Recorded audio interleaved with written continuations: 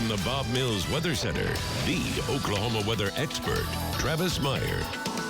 And usually at night, it's a great thing to just be up and out and kind of be cool, especially as you go into August, because during the daytime hours, not so much so.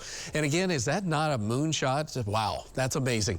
And again, that's that super moon because it's closer, and you get a good shot of that. Thanks, Stacia, for helping keep that under control as it continues to move quickly. All right, here's our problem is that something that's not moving quickly is the heat index. It's back up to ugly and dangerous for the next several days, even on into the weekend. A lot of our new data is pointing out it's still going to stay hot till we get a boundary in here sometime on Sunday. So we still have a lot of issues to go through. Hopefully we'll snag some showers and thunderstorms. But in the meantime, the biggest focus continues to be the heat. And the heat, how hot it is.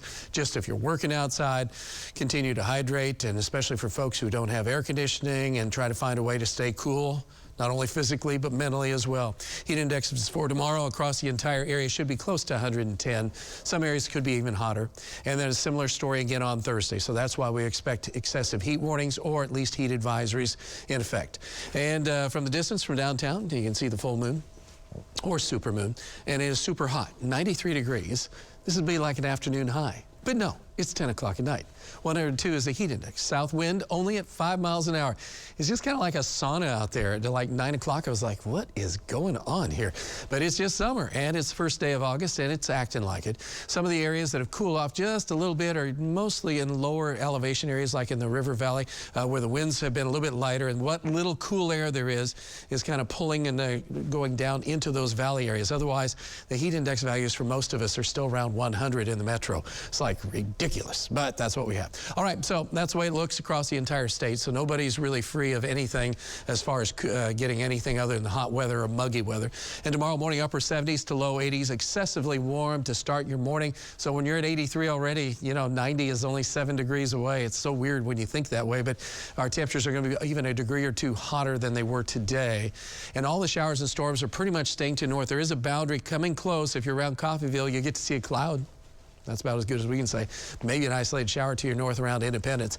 As we look on into the time period for the afternoon on Thursday, again, just as hot or hotter. So Wednesday and Thursday are the primary really nasty days. Friday might come off just a touch, but it's still awful. And so we have the next 3 days, and then, it's still 100 on Saturday, but do have a chance of clouds and a few showers and isolated storms by Saturday evening. So that's our hope there. And then the boundary itself is on Sunday. That'll probably be our best chance of a thunderstorm at 20 to 30%. If you're down to the south, it's still doggone hot across that area. Amounts of rain, not much. And I'm like praying for a bunch of rain, but right now, 1/4 inch to a 1/2 inch would probably be likely. Isolated heavier thunderstorms could do a little bit better.